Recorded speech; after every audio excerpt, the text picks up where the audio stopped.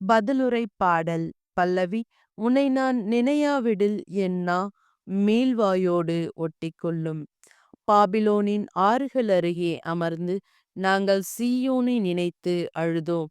அங்கிருந்து அலரிச் செடிகள் மீது எங்கள் யாழ்களை மாட்டி வைத்தோம். பல்லவி. உன்னை நான் நினையாவிடில் என் நா மீள்வாயோடு ஒட்டிக்கொள்ளும்.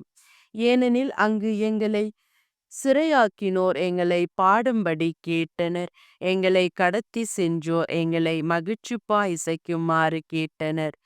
சீயோனின் பாடல்களை எங்களுக்கு பாடி காட்டுங்கள் என்றனர்.